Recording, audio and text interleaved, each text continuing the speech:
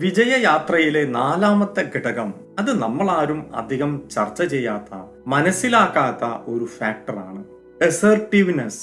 ആത്മവിശ്വാസത്തോടു കൂടി സ്വയം ബോധ്യത്തോടു കൂടിയുള്ള പ്രസ്താവനയോ പ്രവൃത്തിയോ ആണ് അസർട്ടീവ്നെസ് എന്നത്.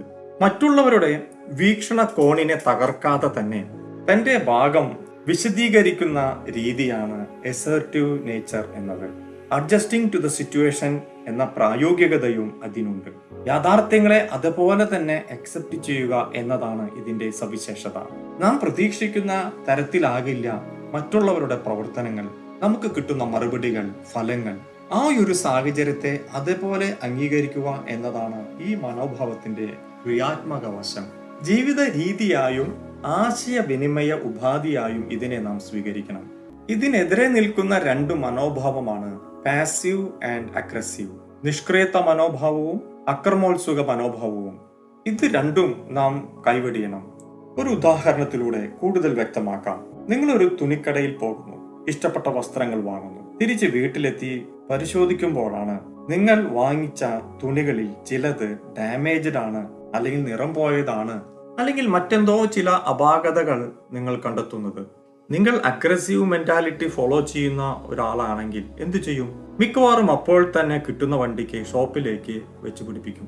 അവിടെ ചെന്നുള്ള സീൻ ഒന്ന് ഓർത്തു നോക്കി. ചെന്ന ഉടനെ കാണുന്നവരോടെല്ലാം ചൂടാകുന്നു. തനിക്ക് വസ്ത്രം തന്ന സെയിൽസ്മാനിനോട് തർക്കിക്കുന്നു. സെയിൽസ് വുമണിനോട് അനാവശ്യ വാദപ്രതിവാദങ്ങൾ ഉണ്ടാക്കുന്നു. ചുരുക്കത്തിൽ വലിയൊരു സീൻ തന്നെ സൃഷ്ടിക്കുന്നു. അയാളുടെ വ്യക്തിത്വം അയാൾ അവിടെ കളഞ്ഞു കുളിക്കുന്നുവോ ഇല്ലയോ? നിങ്ങൾ തന്നെ ഉത്തരം കണ്ടെത്തൂ. ഇനി മേലാൽ അയാൾക്ക് ആ കടയിലേക്ക് പോകാൻ തോന്നുമോ? അങ്ങനെ വീണ്ടും അയാൾ പോകുന്നുവെന്ന് സങ്കല്പിക്കുക.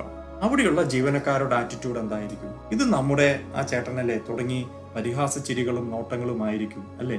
ഇനി അടുത്ത ഗ്രൂപ്പ് ഉണ്ട്, പാസീവ് ഗ്രൂപ്പ്. നിഷ്ക്രിയത്വ മനോഭാവക്കാർ. സ്വമതിപ്പും ഇക്കൂട്ടർക്ക് കുറവായിരിക്കും. തന്റെ വികാരങ്ങളെ ഒളിപ്പിച്ചുകൊണ്ട് നടക്കുന്നവർ. ഈ സന്ദർഭം ഈ കൂട്ടർ നേരിടുന്നത് എങ്ങനെയായിരിക്കും? ഡാമേജ് ഉള്ള ഈ തുണി ഇവർ കണ്ടു കഴിഞ്ഞാൽ ഇങ്ങനെ വിചാരിച്ച് തീരുമാനമെടുക്കും. ഇതിപ്പോൾ വലിയ കംപ്ലൈൻസ് ഒന്നുമില്ല, ചെറിയ ഡാമേജ് അല്ലേ ഉള്ളൂ, അതിപ്പോൾ കുഴപ്പമൊന്നുമില്ല. ഇനി ഈ തുണിയും കൊണ്ട് ഷോപ്പിൽ പോയാൽ കടക്കാർ എന്ത് വിചാരിക്കും? വയ്യ, അതൊന്നും നേരിടാനുള്ള ശേഷി ഇക്കൂട്ടർക്കില്ല. അതായത് വഴിയിലൂടെ പോകുന്ന സഹനങ്ങളെ ഏണി വെച്ച് പിടിക്കുന്ന കൂട്ടരാണിവർ. മറ്റുള്ളവർ എന്ത് വിചാരിക്കും എന്നാലോചിച്ച് സഹനങ്ങളെ ഏറ്റുവാങ്ങുന്നവർ. സ്വയം സഹിച്ചാലും ത്യജിച്ചാലും തന്റെ ഭാഗം പറയാൻ കൽപ്പില്ലാത്തവർ.